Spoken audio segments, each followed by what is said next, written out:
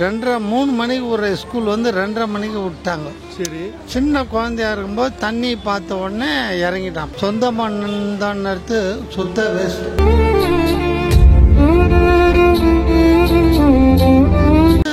தண்ணியில் விழுந்துட்டான்னு சொன்னாங்க ஸ்கூல் பசங்க. அது வழியா நம்ம போய் பார்த்தோம், நடந்தது, முடிந்தது, அவ்வளோதான்.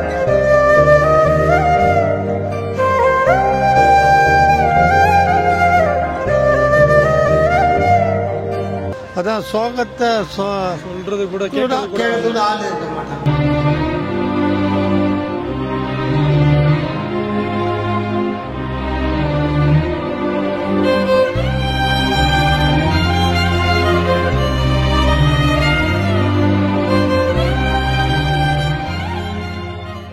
அண்ணா உங்க பேரு?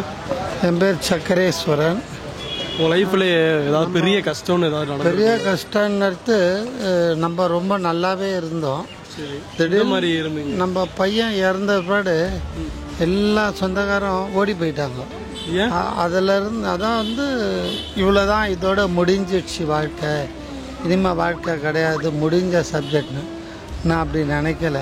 பையன் எப்படி இறந்தாங்க? தண்ணியில் இறந்துட்டானே. நான் தண்ணியில் இறந்துட்டான்னா ஸ்கூல் வந்து 2:30 3 மணிக்கு ஒரு ஸ்கூல் வந்து 2:30 மணிக்கு விட்டாங்க. சரி. சின்ன குழந்தையா இருக்கும்போது தண்ணி பார்த்த உடனே இறங்கிட்டான் பையன்.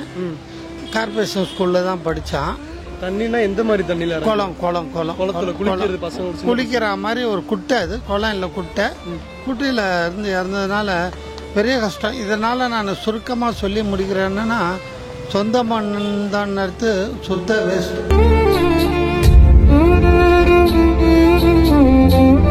பணம் இருந்தால் தான் வாழ்க்கைக்கு மூலாதாரம். அதே டைம் அதுக்கும் சம்மந்தமே இல்லை. பையன் இறந்துட்டாங்க, அதனால எல்லா சொந்தக்காருமே பழி வாங்குற மாதிரி ஓடிட்டாங்க. நம்மள கையில இருந்து எல்லாருமே ஓடிட்டாங்க. எதுக்கு? ஏன்னா நம்மளாண்ட வந்து கஷ்டம்னு வந்து கேட்பாங்களோ, கொல்லுவாங்களோன்ற ஒரு.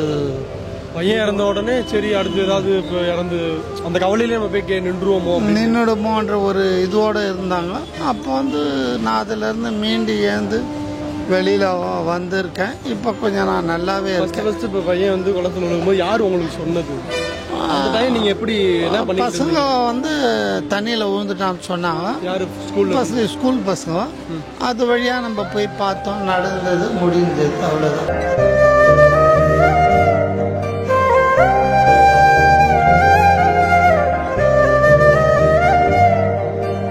அதான் இதனால் என்ன உங்களுக்கு நான் பேட்டி கொடுக்குறது என்னன்னா, வாழ்க்கையில் வந்து யாரையும் நம்பக்கூடாது. நம்மளே காப்பாற்றிக்கணும். அதுதான் நான் சொல்கிற ஒரு சின்ன விஷயம். ஏன்னா ஆனால் அதை மாதிரி ஒரு கஷ்டங்கள் வரக்கூடாது. வந்தாலும் கூட இருக்கணும், சப்போர்ட் பண்ணணும். அதான் சோகத்தை சொல்கிறது கூட கேட்கறது ஆள் இருக்க மாட்டாங்க.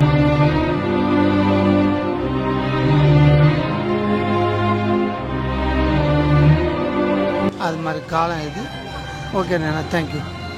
இப்போ வீட்டில் எப்படி? இப்போ நான் நல்லா இருக்கேன். ஒரு பொண்ணு இருக்கேன். அந்த பொண்ணு கல்யாணம் பண்ணி கொடுத்தாச்சு. இப்போ நல்லாவே இருக்கேன், ஒன்றும் பிரச்சனை இல்லை. கஷ்டப்பட்டு முன்னுக்கு வந்தேன் நான். சரி. பையன் இறந்தது பெரிய சரி, எனக்கு பையன். சரி, ஓகேண்ணா, நீ என் பையன் மாதிரி இருந்துச்சு.